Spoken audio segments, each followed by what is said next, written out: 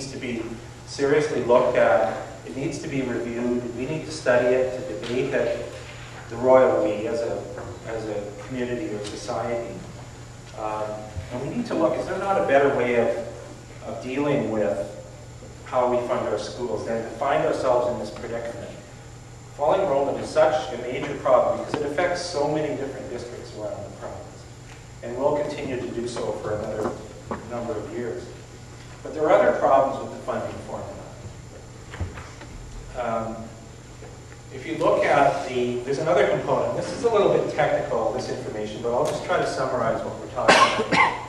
There's another component in the funding formula called supplement for salary differential. This is related to the reality of teacher salaries within public school education, which is the primary area of district expenditure. We have a per student funding system, 58, 51, that I showed the previous slide. Teacher salaries which are negotiated or reflect differences from district to district. Some districts have slightly higher salaries, some have salaries that are slightly lower. So you can see the issue and the problem. If you come from a district that's got a higher than average salary, the 58, 51 per student will not go as far in terms of paying for the cost of the operation of your system. So the funding allocation system contains this provision in it, which is designed to compensate districts that have higher salary costs. It's designed to top up the allocations made to those districts in recognition of this very fact. But the experience with this year was really very interesting and quite troubling, really. The way this is done is that a calculation is made when the funding allocations are made that calculates the distance between your district's average salary and the lowest average teacher salary in the province. Now this year, the district that emerged as having the lowest average salary using this calculation was District 74, Gold Trail, which is in the interior. If you drive from here to Kelowna, you'll go through Gold Trail. Okay? If you don't know where it is, it's north of Nicola Valley. Anyway, it's in that general vicinity of the province. It's a fairly small district, has only slightly over 100 teachers. Now the average salary in the district went up primarily as a product of the fact that, faced with a budgetary shortfall, they began to lay off junior teachers with less seniority and who were paid less. What that will do is it increases the average salary of the teachers who remain employed within the system.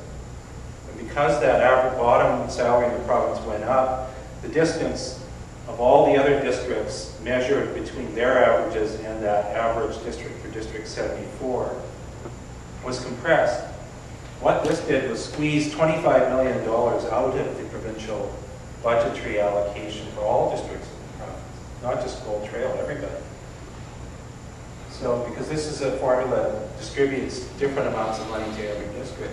So $25 million was lost in funding as a result of the fact, there were probably, I don't know for sure, but probably maybe 10 teachers left that district because they got laid off, or maybe they migrated somewhere.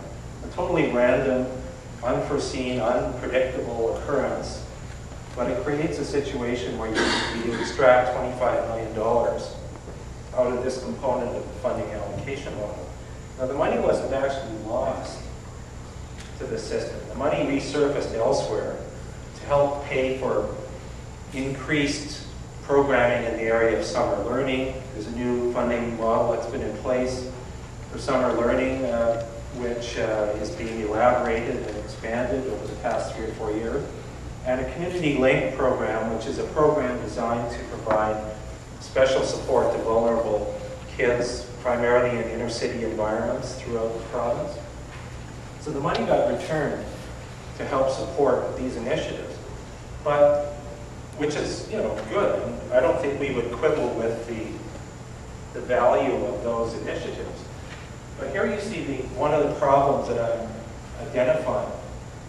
We've got new or changed responsibilities here. Increased focus on summer learning, new funding model, increased administrative responsibility at district level to deal with that. We've got a community link program as well. So you have new or changed responsibilities, in fact, increased responsibilities, but the reallocation of the same amount of money. It's a classic example of how downloaded responsibilities get added into the system without additional funding support being provided. Now, the ministry will argue, we're paying for it because there's money attached to each of these programs, but it's money that's been taken away from somewhere else in the budget. So that's another key example, I would argue, of a problematic funding formula. I want to show you a little bit of information on the origin of the shortfall.